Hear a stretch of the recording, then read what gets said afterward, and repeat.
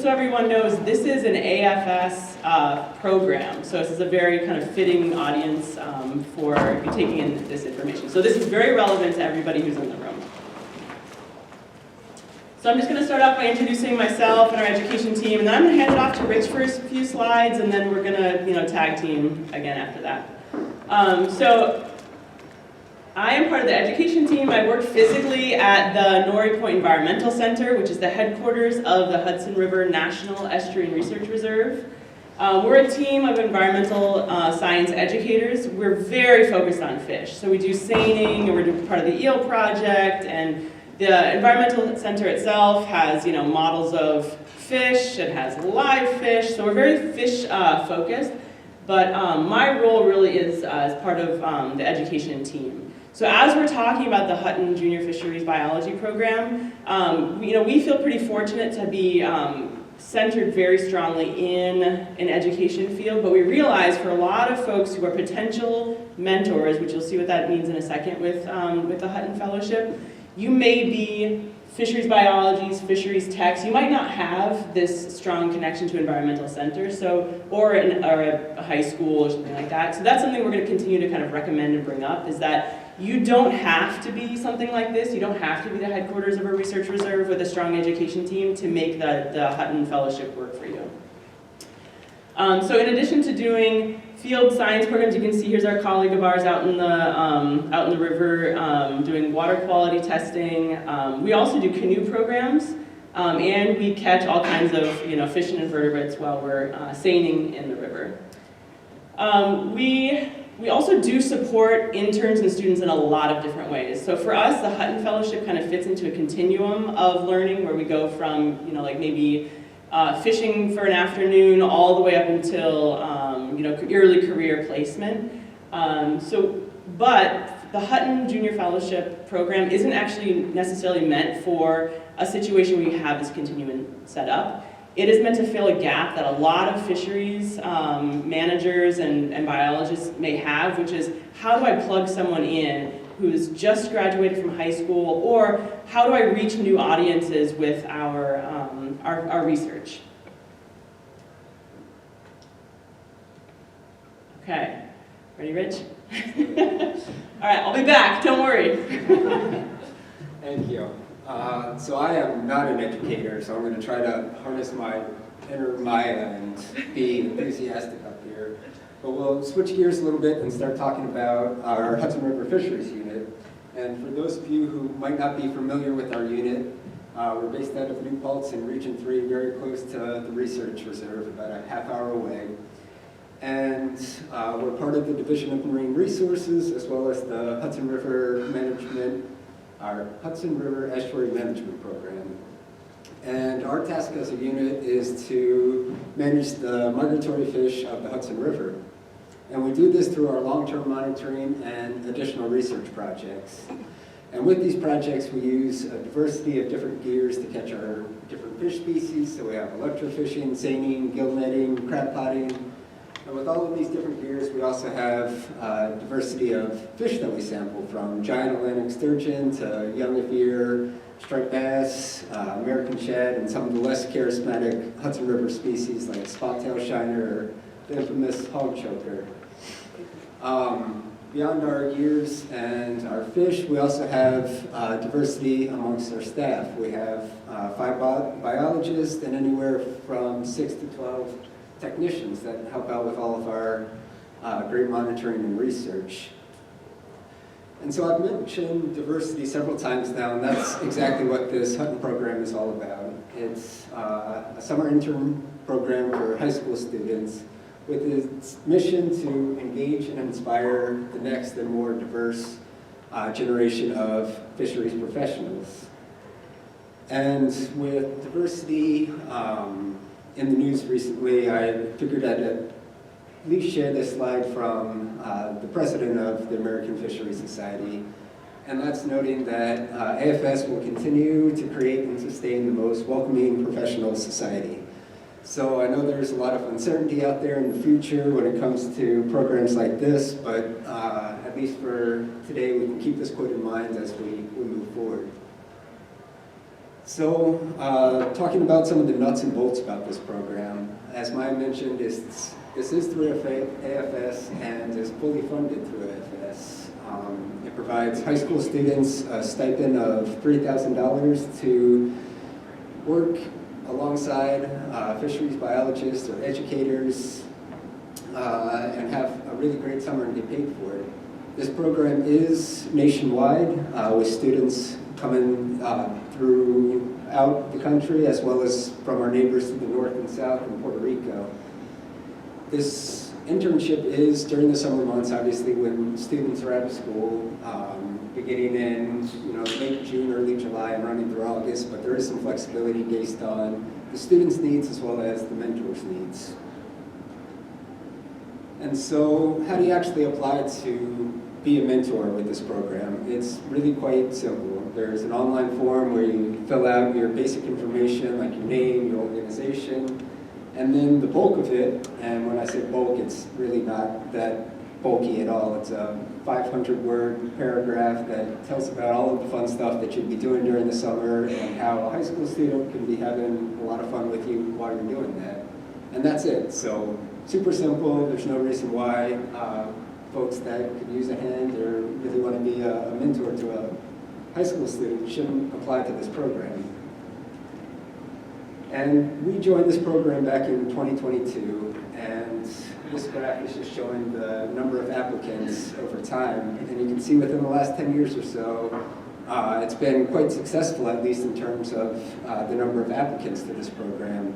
And although last year's data aren't on here, I believe it was a record year with over 550 students applying for this program.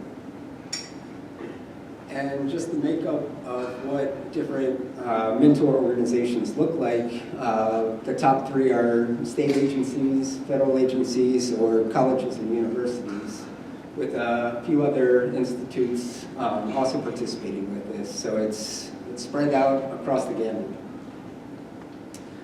And looking out at the crowd, I know that some of you are doing some fun things, maybe some of you not so much fun things this summer. But at least the fun things that we've been able to do with students that have come our way are listed right here. So again, these are high school students, and one of the main things that we try to give them is just a general primer in aquatic ecology. Obviously with a heavy focus on fish, since this is hosted through AFS.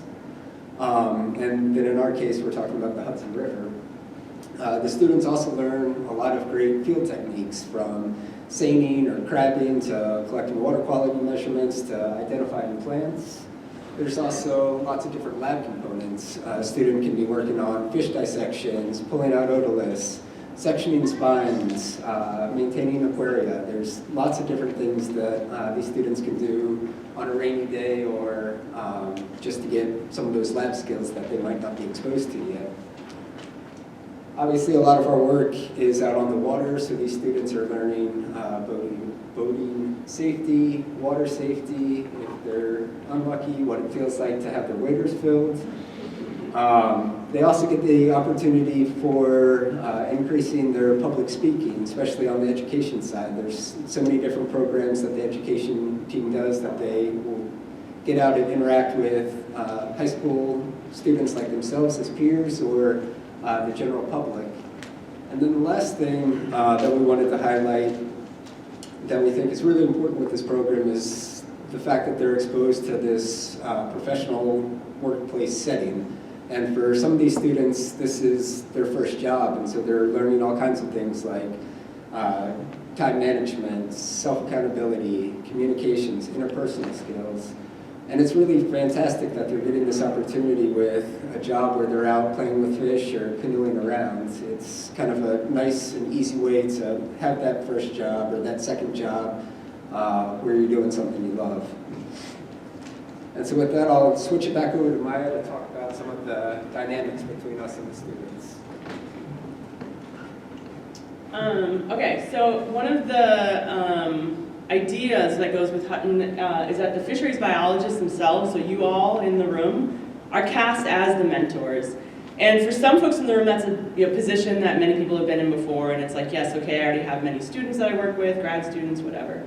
But so for some folks, this would be potentially the first time doing something like this. And AFS has a lot of resources for support for mentorship. There are like a couple of, their website is rich in like, here's how to prepare if you're gonna be a mentor for the first time. Here's why, here's how it can benefit you personally. So the expectation is not, oh, that you have done this many times before. The expectation is actually like, this may be your first opportunity, your first time being a mentor to young students. For high school students, they come in with expectations or maybe a lack of expectations, and then we also come in with expectations. And so it's kind of like a meeting in the middle where high school students are accustomed to being in school and having lots of clear directions from teachers and being graded and having accountability that way. And it's a chance for them to show up in a different way, like show up as an adult, really. And then also, I think as a mentor, it's really important to have a clear idea of like what is a high school student really going to be like when they come into the class, to a work setting. It may be that they would sit back and wait until they're told what to do, rather than coming forward and being like, okay, what's my next job? What's my next job? Because in high school, they've been taught the whole time, just wait patiently, wait patiently. And sometimes that means like waiting patiently on a phone. And like if you've worked with high school students before, that's like not necessarily a sign of disrespect in any way. It's just like, oh, I'm just waiting to be told what to do. So some of those expectations as mentors, we become more and more comfortable with over time. Another thing with having a Hutton junior biologist in the team is that they get to work with, at least for the Hudson River Fisheries Unit, a lot of different people. So getting to work with technicians, getting to work with biologists in different settings, like on this boat, on the shoreline, in the lab. And it's a chance for all different kinds of connections, both for the mentors and for the student themselves. And then something that we have found has made this more successful for us is being able to have really open conversations about inclusion and about what it means to be a culturally responsive mentor. So having conversations about like what kind of other responsibilities might this student have outside of this setting, maybe family responsibilities, maybe school responsibilities. What is my expectation versus this student's expectation? And maybe being really clear about like potentially the Hutton fellow may be the only in some category, and in a work setting that can be really challenging. The only person under 18, or the only person of color, or the only young woman, or the only queer individual on the team. So being prepared for those kind of conversations provides like support for the individual or even the team as a whole. So because maybe they aren't the only actually. Okay, so this is the way the recruitment works for the Hutton Fellowship. Is that AFS actually conducts a lot of the recruitment. So when you saw the graph that Rich showed earlier of those hundreds and hundreds of applicants, AFS is doing a lot of that for you. We also, because we just have a robust education program, we will often encourage individuals to apply as well. But maybe we get 3 or 4 individuals to apply, and there's another 150 that have also applied from AFS. So if you're like, I'm not connected well for recruiting, don't worry, AFS does it. Some other, the students are coming from local high schools. For us, they're coming from like some of our other programs, local high schools.